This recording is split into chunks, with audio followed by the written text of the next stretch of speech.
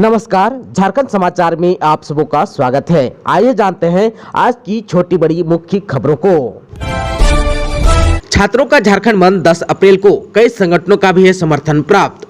छात्रों ने 10 अप्रैल को झारखंड बंद का आह्वान किया। ये बंद 60-40 नियोजन नीति के विरोध में बुलाया गया। इसकी सारी तैयारी हो चुकी है। इस बाबत छात्रों के एक संगठन द्वारा बापू वाटिका मोरहाबादी रांची में शनिवार को प्रेस कॉन्फ्रेंस बुलाया गया और संपूर्ण रणनीति के बारे में जानकारी दी गई। सबसे पहले टाइगर जगन्नाथ महतो को श्रद्धांजलि दी गई। इसके बाद झारखंड यूथ एसोसिएशन ने पत्रकारों को संबोधित करते हुए कहा कि टाइगर जगन्नाथ महतो के आकस्मिक के निधन से पूरा राज्य सदमे में है। उनका सबसे बड़ा सपना 1932 खतियान आधारित स्थानीय नीति लागू करना था, लेकिन अफसोस वो पूरा नहीं हो सका। इसलिए तमाम झारखंडियों का फर्ज है कि हम उनके सपनों को पूरा कर सकें। दूसरी तरफ जो है झारखंड 60-40 वाली नियोजन नीति के आधार पर बहाली निकाल रही है ताकि दूसरे राज्य के ज्यादातर लोग नौकरी में आ सके। राज्य के छात्र लगातार 60-40 खिलाफ और खतियान आधारित स्थानीय नियोजन नीति की मांग को लेकर आंदोलनरत है, लेकिन सरकार के कान में जू तक नहीं रेंग रही है। इसलिए हम 10 अप्रैल दिन सोमवार को झारखंड बंद का आह्वान करते हैं। कुछ छात्र नेता सरकार से मिलकर आंदोलन को टालने की कोशिश कर रही है, जिससे सावधान रहने की जरूरत है। बंद को झारखंड यूथ एसोसिएशन, झारखंड उलगुलान मार्च, परगना फाइटर, आदिवासी छात्र संघ, आयमा और अन्य आदिवासी मूलवासियों का भी समर्थन प्राप्त है। झारखंड केंद्रीय विश्वविद्यालय इंटीग्रेटेड कोर्स में 773 सीटों पर एडमिशन 9 से 11 अप्रैल तक कर सकेंगे रजिस्ट्रेशन।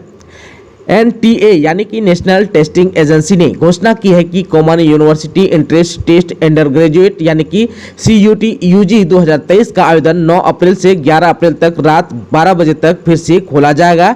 ये मौका उन उम्मीदवारों के लिए दिया गया है जो अपना आवेदन पत्र जमा करने में विफल रहे हैं। उम्मीदवार आधिकारिक वेबसाइट के माध्यम से आवेदन कर सकते हैं। परीक्षा का आयोजन 21 मई से 31 मई तक निर्धारित कार्यक्रम के अनुसार किया जाएगा। इंटीग्रेट कोर्स में 773 सीटों पर नामांकन किया जाएगा। सरना झंडा अपमान को लेकर आदिवासी संगठनों के रांची बंद का कैसा रहा असर और कौन कौन किए गए हैं अरेस्ट, आइए विस्तार से जान लेते हैं। झारखंड पाहन महासंघ, केंद्रीय सरना समिति एवं विभिन्न आदिवासी सामाजिक संगठनों द्वारा सरना झंडा जलाने के विरोध में शनिवार को रांची बंद बुलाया गया था। आदिवासी सामाजिक संगठनों ने इस बंद को सफल बताया। रांची बंद को सफल बनाने के लिए सुबह से ही लोग सड़क पर उतर गए थे। पुलिस भी रांची बंद को देखते हुए चौकस थी। ऐसे में पुलिस ने रांची बंद कराने सड़क पर उतरे प्रदर्शनकारियों को समझाया। इस क्रम में कई प्रदर्शनकारियों को गिरफ्तार भी किया गया। केंद्रीय सरना समिति, जय आदिवासी केंद्रीय परिषद के लोगों समेत अन्य को रांची बंद कराने के दौरान विरोध प्रदर्शन करने को लेकर पुरानी जेल के समीप से गिरफ्तार किया गया। इनमें केंद्रीय सरना समिति के केंद्रीय अध्यक्ष फूलचंद तिर्की, उपाध्यक्ष प्रमोद एक्का, सचिव विनय उरांव, निरंजना हेरेंज, जगदीश पाहन हलदार, चंदन पाहन, भुवनेश्वर लोहरा एवं अन्य शामिल थे। केंद्रीय समिति के अध्यक्ष फूलचंद तिर्की ने रांची बंद को सफल बताया। झारखंड में बीजेपी का हेमंत हटाओ झारखंड बचाओ आंदोलन 11 अप्रैल को मुख्यमंत्री सचिवालय के घेराव की बनी रणनीति। जगन्नाथपुर स्थित भाजपा बरसोल मंडल कार्यालय में मंडल अध्यक्ष आशीष महापात्रा की अध्यक्षता में मंडल पदाधिकारियों तथा पार्टी के प्रमुख नेताओं की बैठक हुई।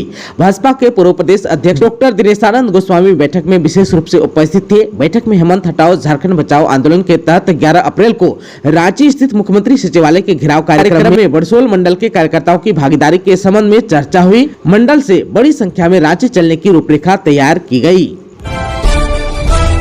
तेलंगाना के बाद अब झारखंड की बारी, पीएम मोदी इस दिन देंगे सौगात। देश के प्रधानमंत्री नरेंद्र मोदी शनिवार को सिकंदराबाद तिरुपति के बीच चलने वाली वंदे भारत एक्सप्रेस को हरी झंडी दिखाकर रवाना किया।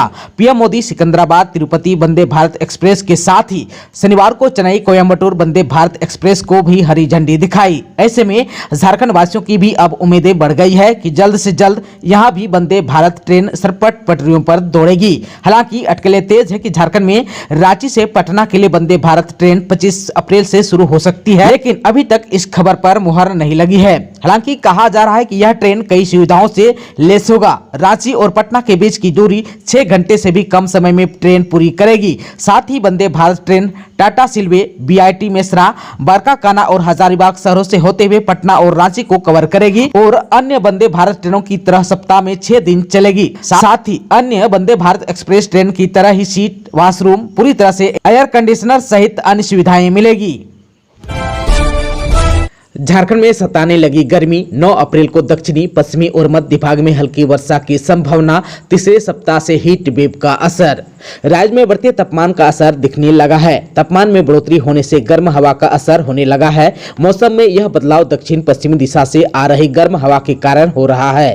हालांकि रांची स्थित मौसम विज्ञान केंद्र के मुताबिक आज यानी कि 9 अप्रैल को राज्य में हल्की बारिश का पूर्वानुमान लगाया गया है। यह बारिश राजधानी रांची सहित राज्य के दक्षिणी पश्चिमी और मध्य भाग में हो सकती है। हालांकि इस बारिश का कोई खास असर देखने को नहीं मिलेगा। फिलहाल धूप का असर साफ तौर पर दिख रहा है। मौसम विज्ञान केंद्र रांची के वरीय वैज्ञानिक अभिषेक आनंद के मुताबिक पिछले 24 घंटों में पूरे झारखंड में मौसम शुष्क रहा। सबसे अधिक उच्चतम तापमान 38 डिग्री सेल्सियस जमशेदपुर में रिकॉर्ड किया गया। आप सबको बता दूं कि अगर आज बारिश होती है तो थोड़ी राहत मिल सकती है, पर उसके बाद से मौसम में बदलाव दिखने लगेगा। रांची मौसम विज्ञान केंद्र के मुताबिक 10 अप्रैल के बाद झारखंड में मौसम शुष्क रहेगा। 10 अप्रैल तक अधिकतम तापमान में कोई बदलाव देखने को नहीं मिलेगा, लेकिन 10 अप्रैल के बाद अधिकतम तापमान में हल्की बढ़ोतरी देखने को मिल सकती है। मौसम विज्ञान केंद्र के पूर्वानुमान के मुताबिक इसी महीने से तीसरे सप्ताह से हीट वेव का असर देखने को मिल सकता है। दक्षिण पश्चिम दिशा से आ रही गर्म हवा की वजह से कोल्हान और पलामू प्रमंडल के सभी हिस्सों में अधिकतम तापमान 40 या इसके पार भी जा सकता है। ऐसे में हीट वेव की आशंका जताई जा रही है। मौसम विभाग ने आमजनों से सतर्क रहने की सलाह दी है।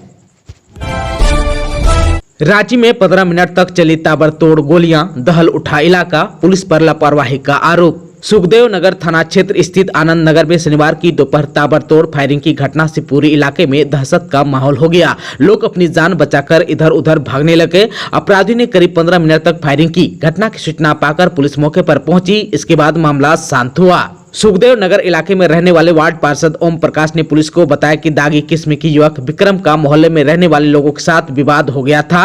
विवाद खत्म होने के बाद शनिवार को दोपहर में आरोपित विक्रम अपने साथियों के साथ पहुंचा और फायरिंग करने लगा।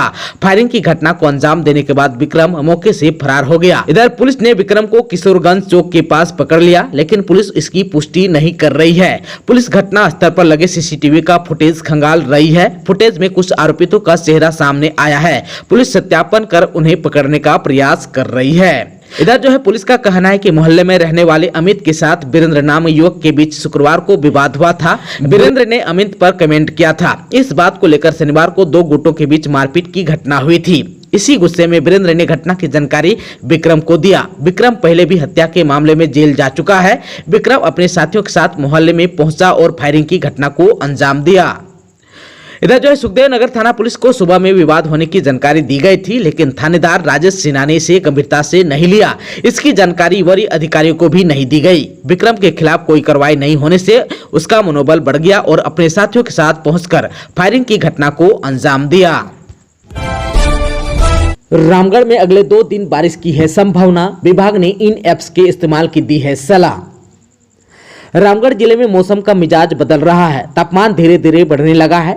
आज यानी कि 9 और 10 अप्रैल के बीच आसमान में बादल के साथ साथ बूंदाबूंदी या बारिश होने की भी संभावना है। इस बात की जानकारी कृषि विज्ञान केंद्र मांडू रामगढ़ के मौसम प्रेक्षक शशिकांत चौबे ने दी। उन्होंने कहा कि मौसम के बदलते मिजाज से जनजीवन को गर्मी से थोड़ी राहत मिल सकती है, लेकिन आने वाले अगले दिनों में मौसम साफ रहेगा, धूप रहेगी और बढ़ते तापमान का असर भी साफ नजर आएगा।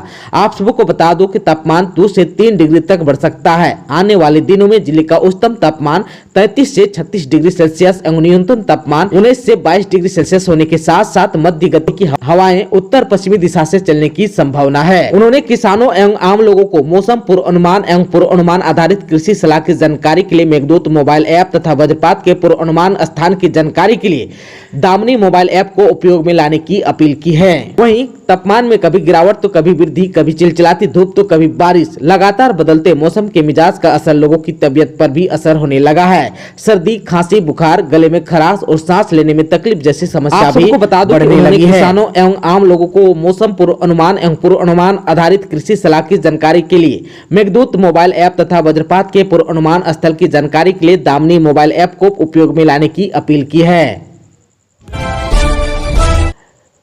सरायकेला खरसावां में 9 से 14 अप्रैल तक होगी चरक पूजा, निकलेगी कलश यात्रा, निभाई जाएंगी सभी परंपराएं। झारखंड के सरायकला खरसावां में 9 अप्रैल से 14 अप्रैल तक चड़क पूजा आयोजित की जाएगी। चड़क पूजा के दौरान पारंपरिक घट यात्रा यानी कि कलश यात्रा निकाली जाएगी।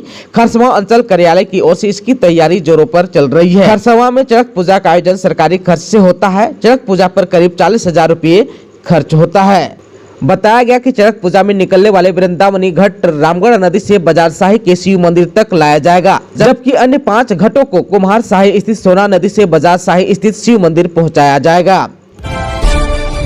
गुमला में लिव इन रिलेशन में थी नाबालिग, मारपीट से हुआ गर्भपात, कब्र खोदकर निकाला नवजात का शव, होगा डीएनए टेस्ट। गुमला शहर के बड़ाइक मोहल्ले के डीएसपी रोड स्थित एक खेत से एक नवजात का शव कब्र खोदकर निकाला गया।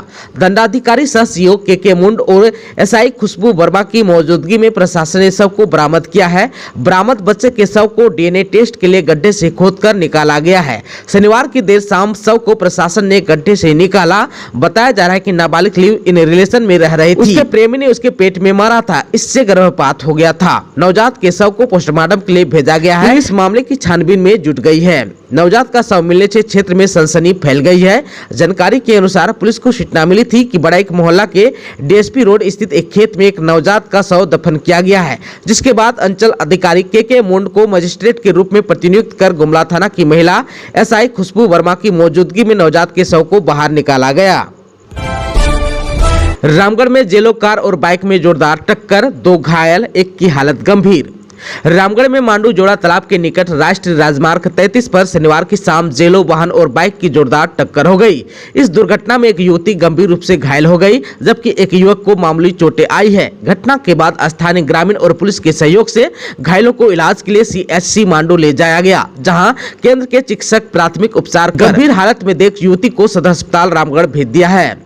इधर बार बार एक ही जगह पर सड़क दुर्घटना होने से ग्रामीण उग्र हो गए हैं और सड़क को करीब 2 घंटा जाम कर दिया, जिससे सड़क के दोनों ओर वाहनों की लंबी कतार लग गई। जेलो 4 पहिया वाहन हजारीबाग से रामगढ़ की ओर जा रही थी। इसी बीच आगे आगे चल रही स्प्लेंडर बाइक को जोरदार टक्कर मार दी, जिससे बाइक में सवार राजेंद्र महतो और उनका भगिनी प्रियंका कुमारी दोनों सड़क पर गिर गए, जिसमें प्रियंका कुमारी गंभीर रूप से घायल हो गई।